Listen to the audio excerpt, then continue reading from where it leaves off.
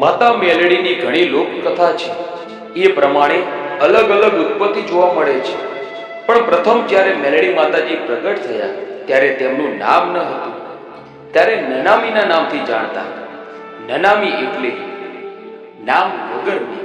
પ્રથમમાં નનામીના નામથી પ્રખ્યાત થયા. ઘણા વર્ષો પહેલાની વાત છે, જ્યારે દાનવો ભગવાનની અપાર પૂજા અને તપ કરીને ભગવાન જોડે વરદાન મેળવી શક્તિશાળી વિદ્યાઓ પ્રાપ્ત કરી લેતા અને દેવતાઓને પરેશાન કરી મૂકતા. દેવતાઓને આદ્ય શક્તિના શરણમાં આવીને વિનંતી કરવી પડતી કે હે માં, આવા દુષ્ટ રાક્ષસોથી અમારી રક્ષા કરો. જગતમાં તમારા જેવી આદ્ય શક્તિ વગર અમારો કોઈ ઉદ્ધાર કરી શકવાનું નથી. જગતમાં તમારાથી કોઈ મોટું નથી. આમ રાક્ષસોનો સંહાર કરવા માટે આદ્ય શક્તિમાં સ્વયં નવદુર્ગાઓ સ્વરૂપે આ ધરતી લોકમાં પ્રગટ થયા અને દેવતાઓના કહેવા મુજબ પૃથ્વી લોકના મનુષ્યોનો રાક્ષસોના ત્રાસથી રક્ષા કરવા લાગ્યા. જેમાં એક વખતની વાત છે, એક રાક્ષસ અમરૈયા દૈત્યના ત્રાસથી છુટકારો પામવા માટે જ્યારે નવદુર્ગાઓ આ દૈત્યને મારવા માટે ગયા ત્યારે એ દૈત્ય ઘણો શક્તિશાળી હતો. તેમણે નવદુર્ગાઓ સાથે ઘણા વર્ષો સુધી યુદ્ધ કર્યું. છેવટે તે રાક્ષસ થાકીને આ દેવીઓથી બચવા માટે ભાગવા માંડ્યો. ભાગતા ભાગતા તેણે પૃથ્વીલોક પર સાયલા ગામના સરોવરમાં છુપાઈ ગયો. ત્યારે નવદુર્ગા બહેનોએ મળીને સરોવરનું પાણી પીવા લાગ્યા. ત્યારે આ દૈત્ય સરોવર પાસે મરી પડેલી ગાયને જોઈ તેમાં તે છુપાઈને બેસી ગયો. છેવટે નવદુર્ગાઓએ ભેગા મળીને આ દૈત્યને મારવા માટે એક યુક્તિ વિચારીને એક શક્તિ રૂપે દેવીને પ્રગટ કરવાનું વિચાર્યું. તે સમયે નવદુર્ગા ભેગી મળીને પોતાના શરીરના અંગમાંથી મેલ ઉતારીને એક નાની પૂતળી બનાવી તેમાં પ્રથમ પ્રાણ પૂર્યા અને દરેક દેવીએ પોતાની શક્તિ વિદ્યાઓ આપી, પોતાના શસ્ત્રો આપી અને આ દૈત્યને મારવા માટેનો આદેશ આપ્યો.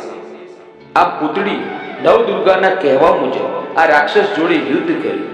તે વખતે પૂતળી દૈત્યને મારવા માટે નીચે ઉતર્યા હતા.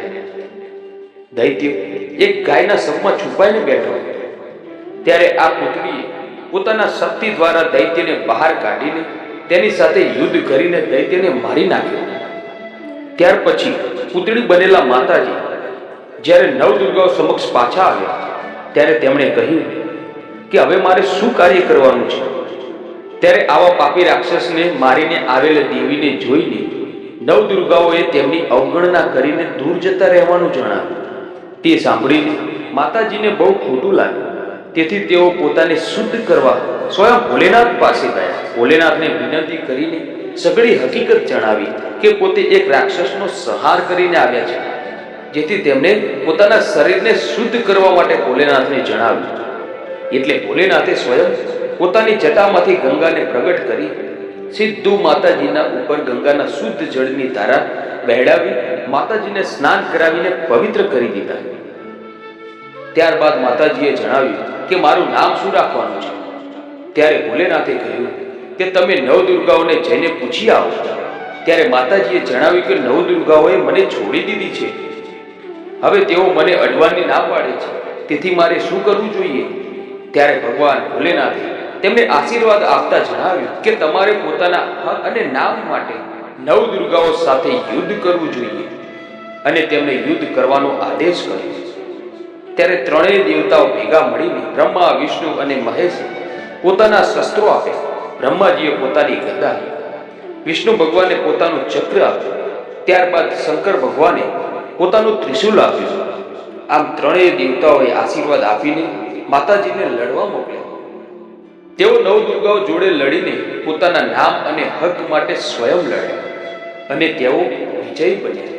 ત્યારે તેમની શક્તિઓ સામે નવદુર્ગાઓને પણ ઝૂકવું પડ્યું અને આમ નવદુર્ગાઓનો પરાજય થયો.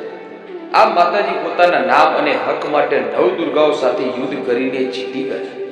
તેથી તેમના પિતાજી ભોલેનાથે તેમને કહ્યું કે આજથી તમે તમારા માટે લડ્યા એટલે તમારું નામ શ્રી મેલડીમાં રાખવામાં આવેલ છે. મેં લડી એટલે કે હું પોતાના માટે લડી, જેથી તેમનું નામ મેલડીમાં રાખવામાં આવે. તે પોતાના નામ માટે નવદુર્ગાઓ જોડે લડી શકે છે, તો પોતાના ભક્તોને કોઈ તકલીફ પડવા